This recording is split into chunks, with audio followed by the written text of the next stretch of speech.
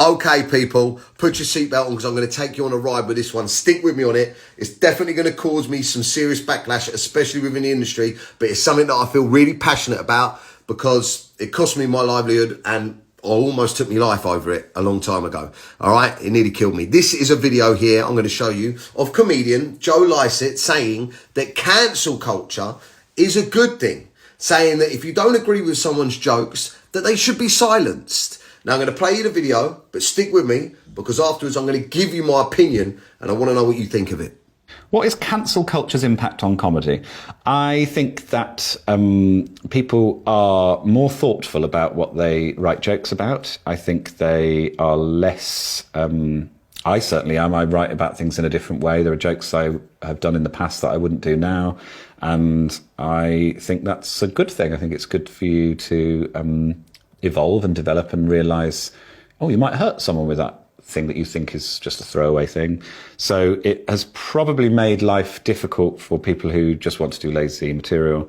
But I think really it's made it a better industry and a more inclusive and interesting industry, is my personal opinion. Now, first up, before I really go in on Joe and his opinion, I want to clarify that I respect his right to an opinion and views. I would never try and change them. I just disagree with them. And I'd like to do the opposite of what cancel culture is and open a discussion and encourage the viewers of this video to let me know what they think in the comments because I'm genuinely intrigued as to what people out there actually think of this. I respect Joe as a comedian, as I do all comedians. It's a tough job. The creative process is hard, and I do find some of his comedy very funny, and I'm not just saying that. But before I get into cancel culture and why I think it's ruining comedy today, let me give you some context as to why mine and Joe's opinion will differ on people losing their jobs and their livelihood over jokes. First up, Joe Lycett's comedy is highly unlikely to ever get him in a position to be cancelled. No one's going to be cancelling him. He can pretend it is or could do for clout, but the reality is Joe is a bisexual, pansexual, woke, left-leaning comedian, right? It would be considered blasphemy for the industry, especially for other comedians to condemn him, or God forbid the press in any way, shape or form to put him down. Whereas me, for instance, last week I'd done a joke about my pregnant wife and the way she walks, and it made the Sun newspaper. The reality is, the more people that are cancelled are better for people like Joe. You know, more bums and seats, more job opportunities, definitely more TV roles. And then more people like him would be considered doing comedy correctly, whereas I'm a working class, straight man. The polar opposite, all right? I represent a demographic the TV industry don't actively need or want. A point of view and opinion that's ignored. In fact, my demographic is very much unwanted in TV because I don't tick any of the inclusivity boxes at all. Cancel culture ruins the creative process. That's one thing that I'm so passionate about. It ruins how we create comedy. It takes away your authentic voice. People are crying out for connection, for authenticity, for realness, for their opinion and their way of thinking to be represented as well. And you can't do that if you're only prepared to say what you think is the right thing to say, not what you actually think. Think about what the world would turn into if no one was prepared to take risks and say what they actually thought. And everyone was just too scared and too scared to say things against things that were happening they didn't agree with. It's a scary thought, right? And it's exactly how we have ended up in the current clusterfuck we are in the UK at the moment. So when you're trying to create something, there should be no wrong answers at the beginning, only ideas, right? When you're creating comedy. You can't start from a place of trying to make people agree with you. It's not true, authentic, free thinking. And there shouldn't be a judge and jury of comedy. Why should someone dictate to you out there what you should laugh at? Every single person on this planet has different life experience. This is what I'm so passionate about. Comedy is subjective. It's an art form. That would be like people that enjoy classical music coming to a drum and bass concert, right, and telling people to turn it off because they don't like it. Take me, for example. I moved out and I lived on my own from the age of 15 years old. My family moved away. I connected with the people I grew up with, my mates, by taking the absolute piss out of them, and they did with me. I grew up around drinking, drugs, fighting. I've battled addiction. I grew up on a council estate. I've experienced poverty. I was exposed to domestic violence. I got expelled from school. I'm dyslexic. I'm neurodivergent. I'm considered academically dumb, right? An Eton educated public school boy that was fed with a silver spoon, that grew up in a castle and considers banter, playing soggy biscuit with his pals, is not going to get my humour. He ain't going to enjoy my comedy, and I probably wouldn't get his. But should he be telling people that do get my stuff, that can relate to it, not to watch it? What right has he to do that and me to do that to his fans? I'm not referring to Joe, by the way. I've no idea if he's ever played Soggy Biscuit, right? But anyway, I digress. The big problem with cancel culture is the punishment of it does not fit the crime.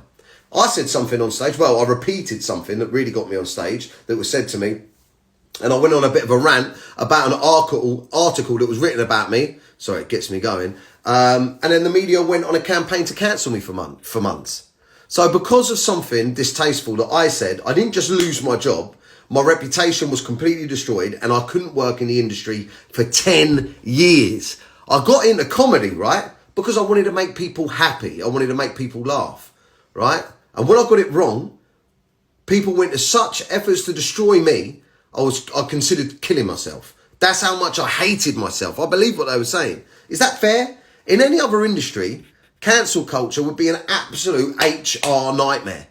In any other job, you can't get outright fired for saying a distasteful joke. You get a verbal warning, then you get 2 written warnings, then you get dismissed. You'd have to find a new job, that's it. But in stand-up, a job in which your very job title tells people that what you are saying is not true, you don't believe it, it's just a joke, you don't just get fired in my job, in my world. No, you can never work again, right? You can never work again if the mob descends on you.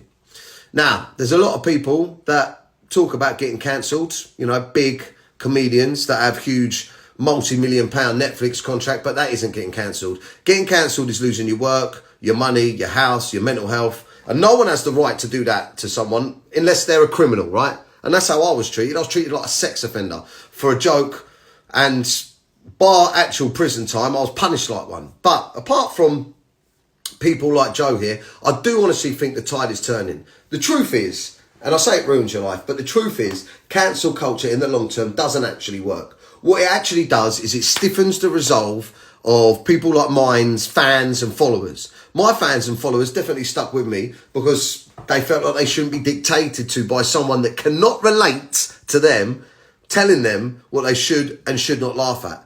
They're out there supporting me now because they believe I have the right to make the jokes that I find funny and because they find me funny. I've got 32 sold out shows in a row now. 20,000 tickets sold and loads more dates being added to my tour. And there's many people that wish they never joined in on the pylon when I got cancelled, you know, but I don't hold any bad feelings or grudges. I just won't work with them. But the world is wiser now, all right? And especially wiser to the press. This week when the press kicked off at me, the backlash they got was unbelievable. All right? People don't want to be told what they can and can't think. Anyway, I'm going to wrap this up because 7 minutes in, if you're still with me, I love you. And thank you for listening to me talk. But I think the key thing is that it's totally fine and correct to say that someone's style of comedy is not for you. But it's not correct for you to mobilise a mob because you decided that style of comedy is not for other people either. People need to just not watch something if they don't like it. But anyway, this is all my opinion. Please let me know yours in the comments. And if you're curious about what I do joke about and what I do find funny, don't listen to anyone else, all right, tell you. Come to a show. Go to cdanlive.com, pick a show, or leave me your email and I'll let you know when I'm coming to a town near you. But trying to make the world soft and cosy and unoffensive according to what you find offensive is unrealistic. Some of us don't want to be wrapped in cotton wool, and this is coming from me.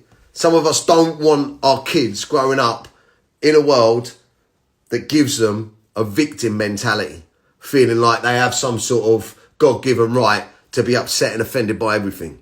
That ain't the real world. The real world ain't that cozy. So yeah, let me know your thoughts. Now that was a rant. And if you watch this, Joe, it's just a conversation. Let me know.